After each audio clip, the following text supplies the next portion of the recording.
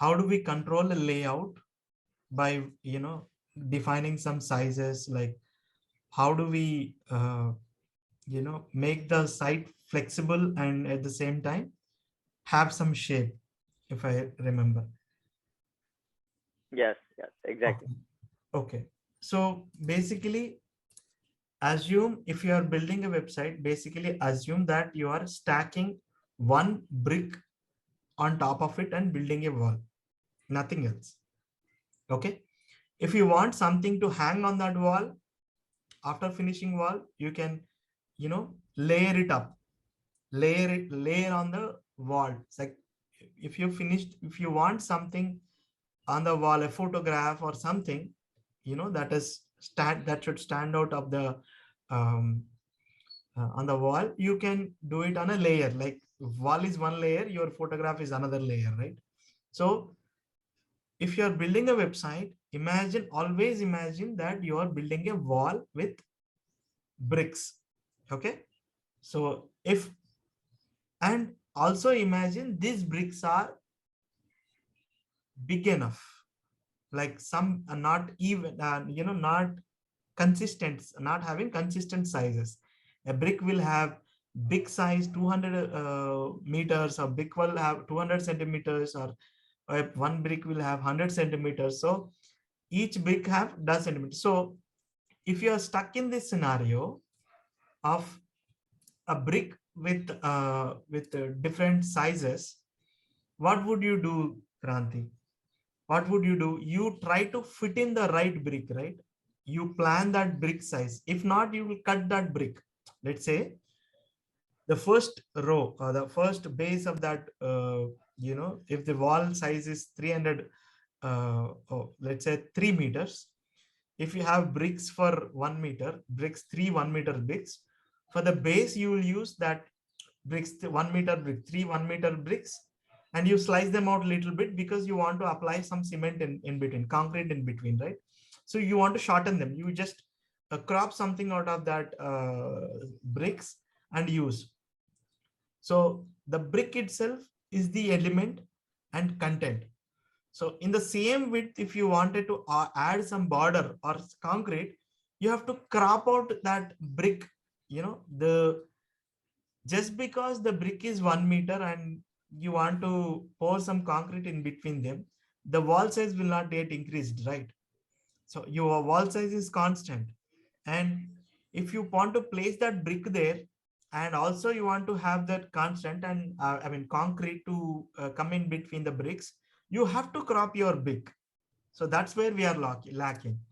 So maybe if I say this box, you need to understand your brick first. Okay.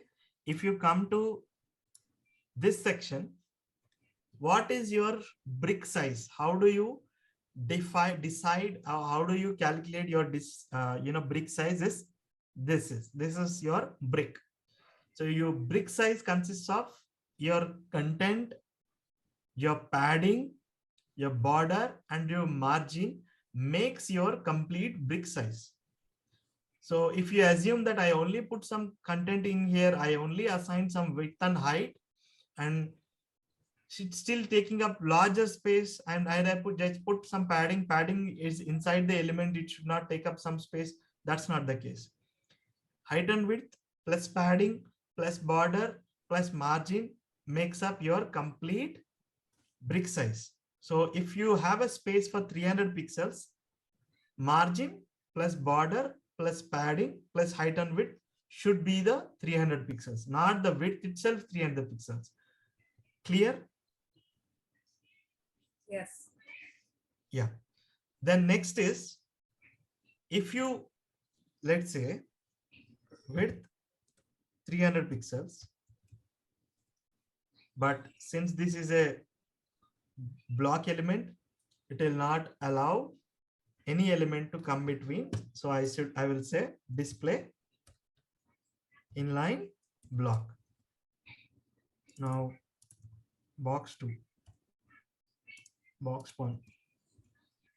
Okay. Now this width is 300 pixels. This width, every guy have a 300 pixels width, but I haven't placed any content them, but let me place, it will be clear. Box 4. I think Jessica, you have to send your kid to bed. I think so. If feel free to drop off. This is anyways getting recorded. I can slice this out and send it to you. Please take care of your kid.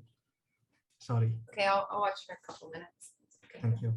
So sorry, I forgot you messaged it. I could have acknowledged that first. Okay. So now I have 8 bricks, and let me add some height to them.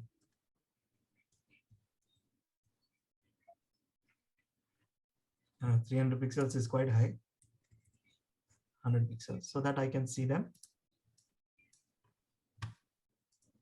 Sorry, width to 300 pixels and height to 100 pixels, and let's add some border. So this guy.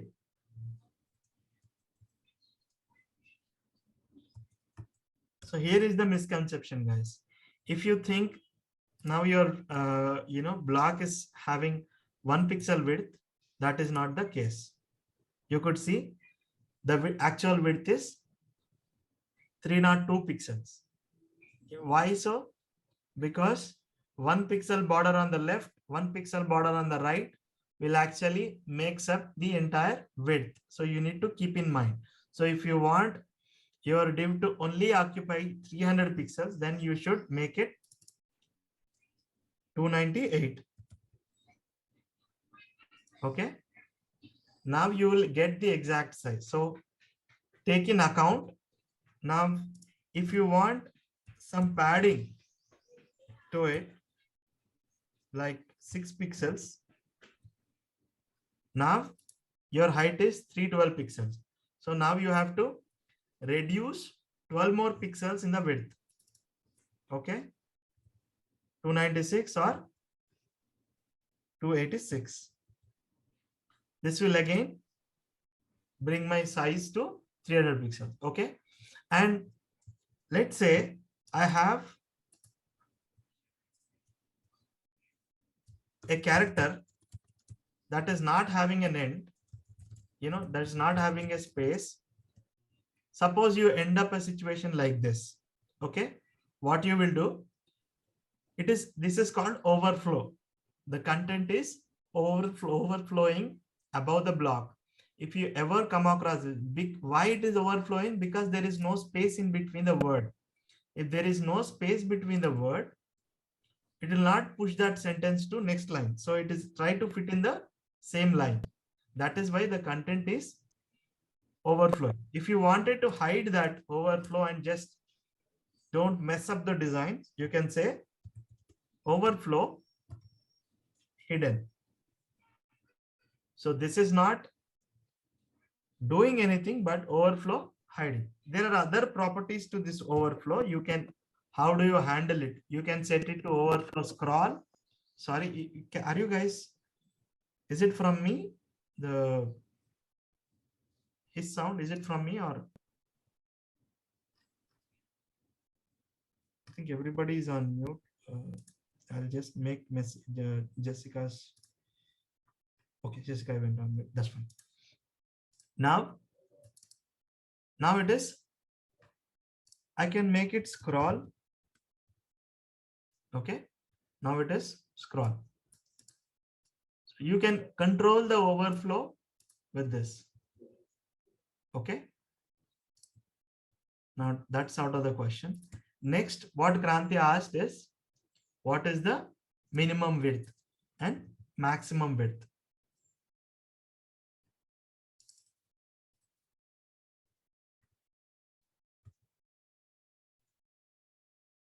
Okay. So because I've assigned, you might have asked, what is this disturbance? I've assigned a height and I put some content in it. The content is adding up to the size and making some disturbance in the height, because the height was 100 pixels that I've given, but the content is adding up the space. So it is actually calculated height is 114 pixels, and that is messing up with the whole design. Okay, so you cannot really do with this, you cannot really work with this kind of structure, right? Okay, what you want is fluidity, because this kind of design is not really readable or acceptable, right? So you want something fitting in all kinds of. So this is not exactly responsive, guys. I'm not referring, I'm not saying this. So we have used pixels as a metric uh, for our width and height. Now let's go over, make it percentages. Percentage means if this viewport having 100 pixels, okay, let's split these space into three pieces and spread across. So I can simply do like this: width 33 point. So what is 100 divided by 3? Let's make it 4, guys. 3 will give us a hard number. So 25%. Ganesh, you said 25%, but I still see only 3 elements taking up the space, but fourth element is not really coming right beside the element. Okay, what is a 20% width is that? Okay, what is the viewport width? 930 pixels I have. This is 930 pixels. Okay, 24.6, 246.5 is the 25% of this guy. Am I correct? Let me do a calculation. I suck at math. So 930 divided by 4. 930 divided by 4. 232 pixels are the exact. That should have been the width. Okay. Why it has extra width? Because this guy has padding. And this guy had margin.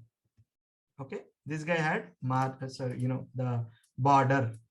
Okay, so you have to take a lot of things in account when you're working with pad, because the body has a margin. Now you have to reset the body. Okay, padding 0, margin 0, and even after taking that into account, there is slight, so 36.5. Where is my calculator, man? So still I cannot account for another 4 pixels. Okay, maybe it is the margin 0 and padding 0. The box itself might have 36.5. So there's a calculation involved. So while working with percentages, always make it up like this: 24.555 or 888. Okay, or it's not sufficient, 333. Yeah, so just do a little bit concession, a small concession. Okay, 555, because there are a lot of things in account. Or you can simply do this: reset CSS. If you go to a page, so there is a CSS styles that you can copy, that reset some of the out of the box. For heading, there is a style already applied. So there is a color, there is a size already applied out of the box for the div, right? So those kind of out of the box events or out of the box styles will be replaced with the zeroed ones. Like it is resetting the exact view, our CSS properties that are offered out of the box by the browser. So if I use that, reset CSS, we could really, let's try now, because we have reset everything. No, still not a good. So there is some, you always have to account for a slight variance in the width and heights. Now 666. Yes, fine. Now I can stop here. Like this is how I can. So what, no matter whatever you do, you cannot really take up the exact space because some of the spaces are like this. So, okay, now it's good. Now these guys are taking up the space. Okay.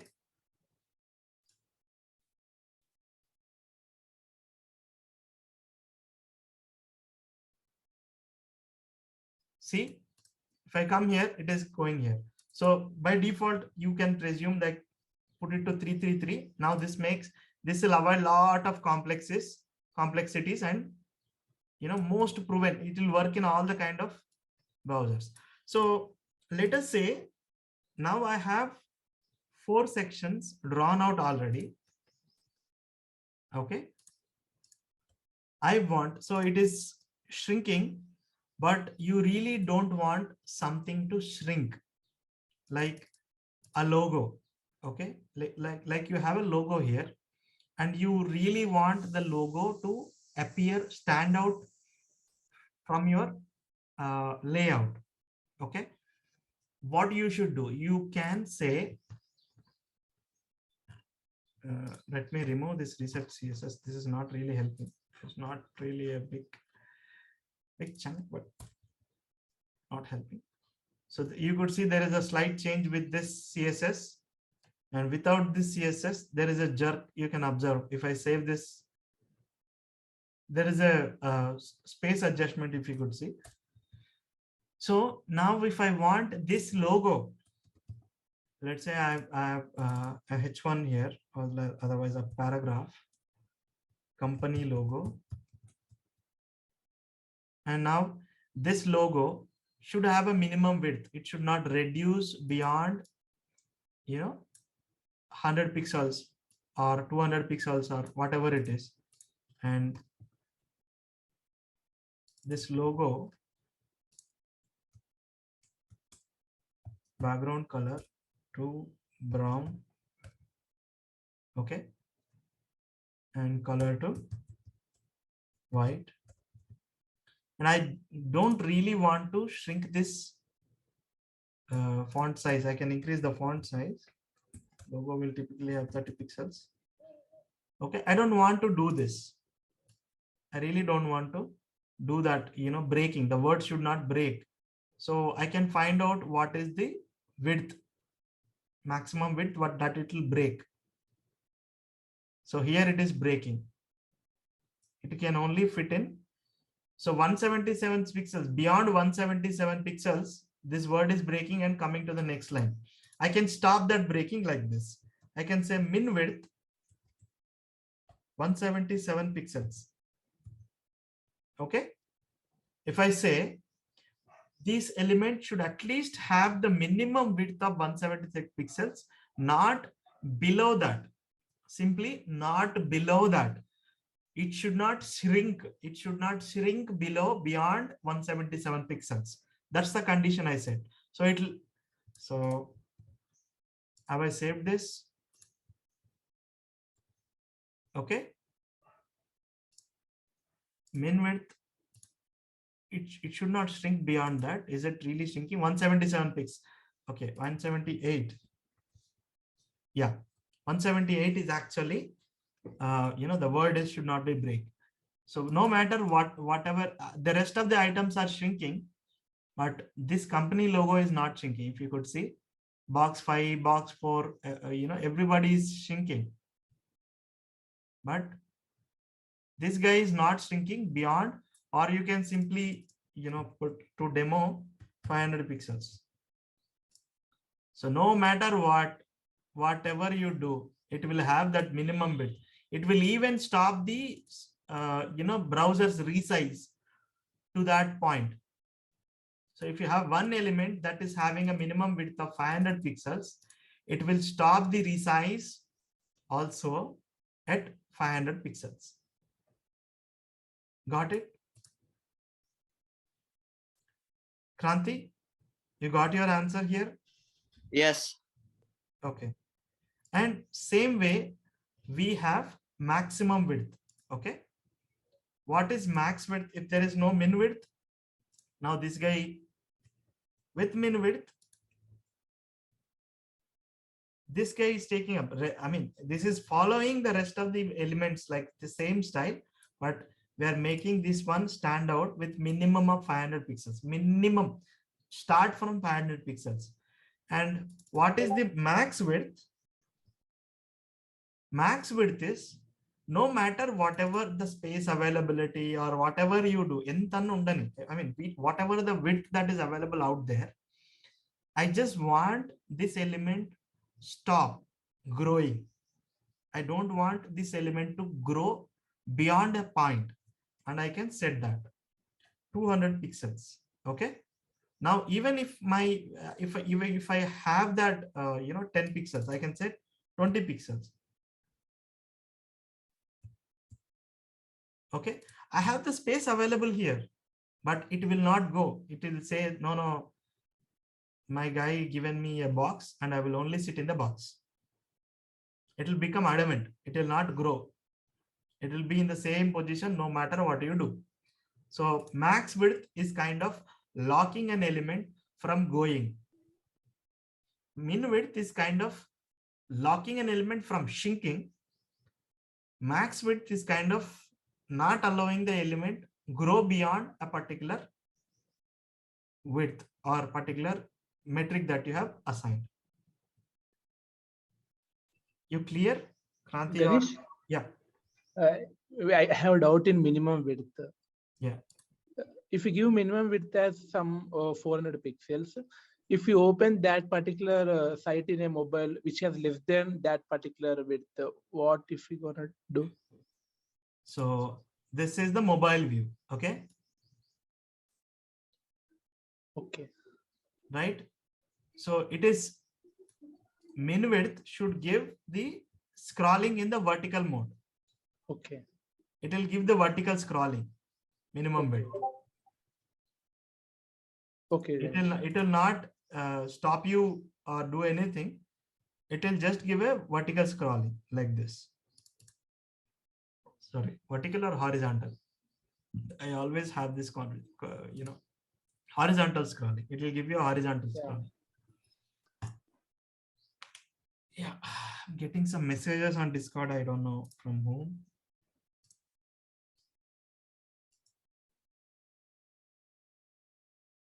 Okay, so I have another session at 10 o'clock. I think those guys are pinging. Okay.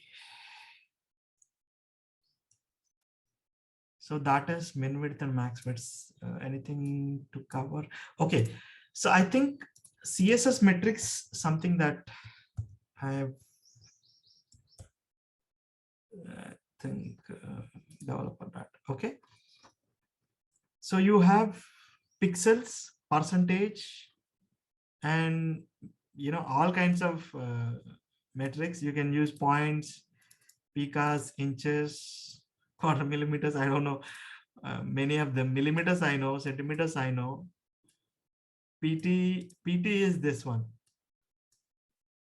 1 of 72. If I split 1 inch into 72, 1 point is equal to 72 pieces. I mean, I have to split 1 inch into 72 pieces. That one piece is equal to 1 PT. 1 pixel is this. I think with the densities and DPI coming into account, how it will behave. I don't know if this is really an accurate calculation, but pixel actually changes based on the DPI that is available. But the most used metric these days is Rem and M. Okay. You can use Rem and M. So like this. Rem is used for, oh my God, that's heavy. So you can know the calculation, rems to pixels or m's to pixels. Rems and m's are the ones, used heavily. Oh my God. So 1 rem is equals to 1 m is equals to 16 pixels. So if you ever wanted to measure your site in m's, so remember 1 m is equals to 16 pixels, and you can same way you can use rem. I really don't know, honestly don't know what is rem, full form of the rem.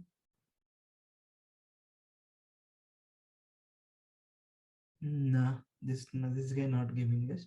So rems and m. So pixels, percentage, rems, and m's are the unit metrics that are used heavily in the web design domain. So why I called block element model this session is that all you are worried about building one box at a time. Okay.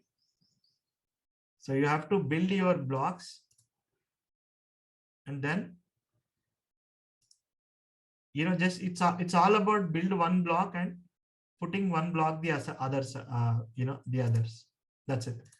And it is not always suggested to have a height as a constant in HTML. Remember this one statement: do not ever assume or do not ever define the height as a constant unless until it is really relevant.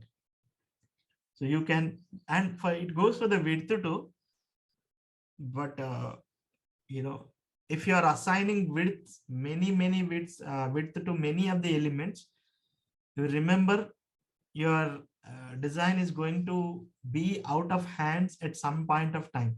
So if you are keeping your width and height to scale with the design, the more you keep them fluid, the more your design looks awesome in different sizes.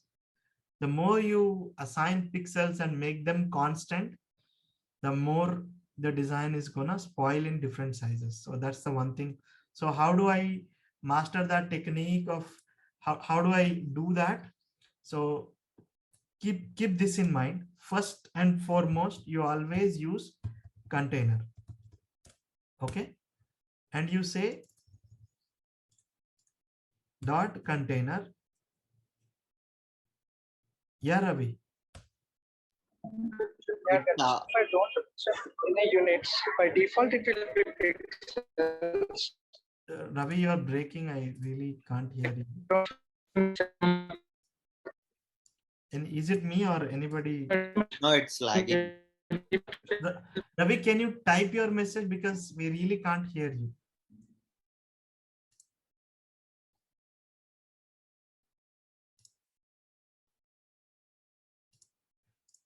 So the best strategy whenever you are setting out to develop a website, first you create a div, like a class like this container. Have I spelled it correctly? Now I spelled it actually. Container padding 10 px, margin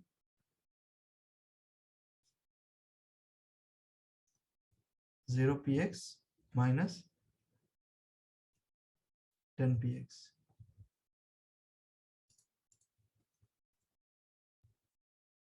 Okay, or 20 px. So now for each row, like here is my header. Okay, now here is the div that says logo. It's a logo, and here is my nav. Say nav. And now if you are set out to create one more row, like visually you are cutting out here and going for one another row, always take this container and say main section h1 hello there. See, the second section is also starting from the same location. Okay, so if I add some styles to header, background color to brown, and padding 10 px. And the same way, same goes to section.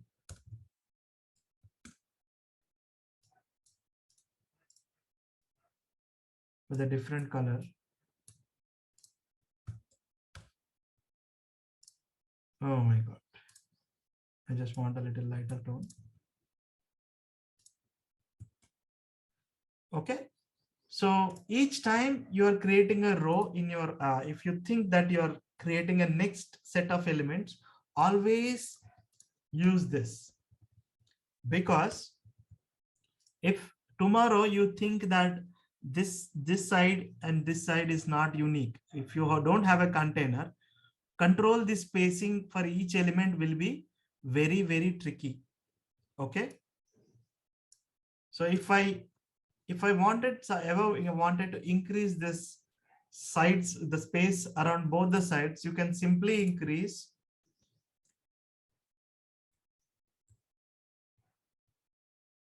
See, with one change, your entire content flow is changed.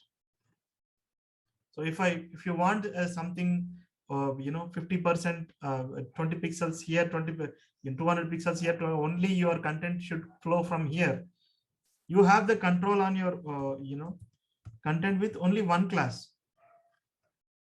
See? So always use this way of, if you are going to the next row, always put it inside a container or not. It's better to call it as a container,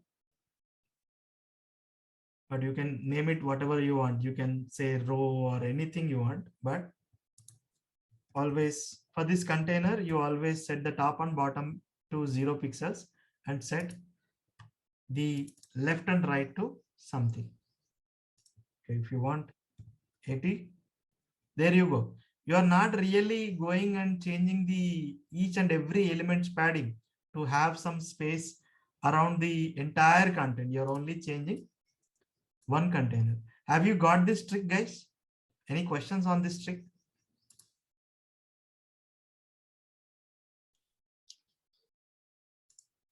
Or did I really made sense? Yeah, I don't have any questions about that. I was clear. Okay. So if you are virtually thinking that this is one section header, put it inside a container. If you are thinking that this is one section, that this is my hero, put it inside a container and write everything inside it. So you can control this line. You don't have to go to individual element and set this one.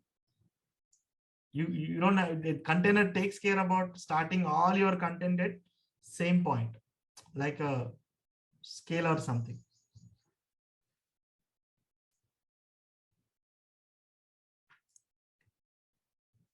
Okay, I think it's taken a little over 20 minutes.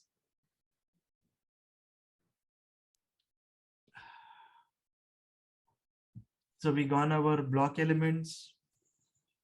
We had understood the importance of container.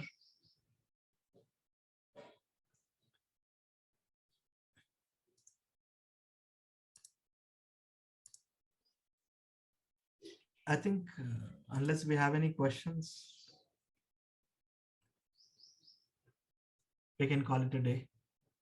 Tomorrow we can join for rest of the pseudo select. We can join for pseudo selectors and CSS. I really thought I could finish it in 2.5 hours, but that's not the case.